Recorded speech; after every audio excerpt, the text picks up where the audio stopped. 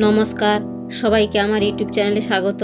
আজকে আপনাদের কাছে আধ্যাত্মিক জ্ঞান বিষয়ক এক নতুন ভিডিও নিয়ে উপস্থিত হলাম। আশা করি ভিডিওটি সবার ভালো লাগবে। অতি সংক্ষেপে গড বলতে আমরা কি বুঝি? অতি সংক্ষেপে আমরা গড বলতে ঈশ্বরকে কিংবা ভগবানকে বুঝি।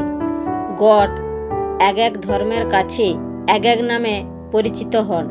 হিন্দু ধর্মের মানুষেরা বিষ্ণু, শিব, কৃষ্ণকে গড বলে মেনে চলেন। বৌদ্ধ ধর্মে গৌতম বুদ্ধকে ও জৈন ধর্মে মহাবীরকে মানুষেরা গড বলে মেনে চলেন। মহাবিশ্বে বিভিন্ন ধর্মের মানুষের কাছে গড অর্থাৎ ভগবান ভিন্ন ভিন্ন নামে অভিহিত হন।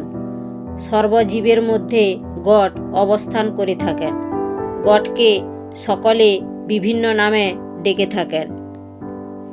ঈশ্বর ও ভগবান এই দুই নামের অভেদ ও ভেদ বলতে কি বোঝায়? ঈশ্বর যিনি মহাবিশ্বের স্রষ্টা, যিনি সর্বত্র বিরাজমান, পরম ব্রহ্ম, সব কিছুরই নিয়ন্তা অর্থাৎ নিয়ন্ত্রণকারী। ঈশ্বর হলেন নিরাকার, যার নির্দিষ্ট কোনো রূপ নেই। তিনি হলেন অসীম শক্তির অধিকারী। বিশ্বব্রহ্মাণ্ডের পরিচালক হিসাবে ঈশ্বর আমাদের কাছে বিরাজমান। ঈশ্বর সর্বত্র বিদ্যমান।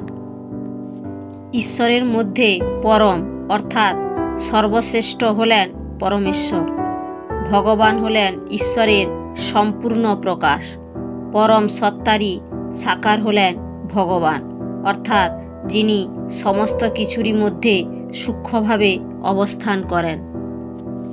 ভগবান বলতে বোঝায় যার ভগ আছে অর্থাৎ 6টি প্রধান ঐশ্বরিক গুণ যার মধ্যে বিদ্যমান।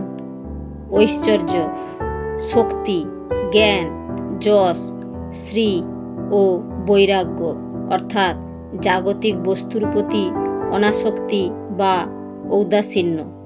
এই 6টি গুণের অধিকারী শ্রীকৃষ্ণ নিজেকে ভগবান বলে উল্লেখ করেছেন শ্রীমদ্ ভগবদ গীতা নামে এক পবিত্র ধর্মগ্রন্থে। গীতায় ভগবান উবাচ এই কথাটির উল্লেখ দেখতে পাই। এর অর্থ হল ভগবান বললেন। আমরা বলতে পারি যে ঈশ্বর হলেন অব্যক্ত, নিরাকার, আর ভগবান হলেন সাকার, ব্যক্ত। ঈশ্বর হলেন কারণ আর ভগবান হলেন সেই কারণের কার্যে প্রকাশিত রূপ। ঈশ্বর হলেন পরম প্রভু, পরম সত্তা, আর ভগবান হলেন তারই অংশ বা রূপ। ঈশ্বরের সমস্ত গুণের পূর্ণ প্রকাশ হল ভগবান। ভগবান হলেন সর্বোচ্চ দেবতা, পরমাত্মার প্রতীক। শ্রীকৃষ্ণ হলেন পরমেশ্বর ভগবান। যুগে যুগে বিভিন্ন অবতারে ভগবান প্রকাশিত হন। ভগবান হলেন তিনি যিনি সমগ্র সৃষ্টির অর্থাৎ জড় ও চিন্ময় উভয় জগতের সমস্ত কিছুরই অধীশ্বর।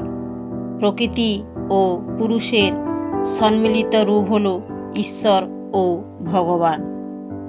ঈশ্বর ও ভগবান একে অপরের পরিপূরক। ভিডিওটি যদি ভালো লেগে থাকে তাহলে আপনারা লাইক ও কমেন্ট করবেন। বন্ধু বান্ধবদের, আপনজনদের জানানোর জন্য হোয়াটসঅ্যাপে শেয়ার করে দেবেন। সবাই ভালো থাকবেন, সুস্থ থাকবেন ভগবানের কৃপায়। ভগবান সবার মঙ্গল করুক। আজ এখানেই শেষ করব।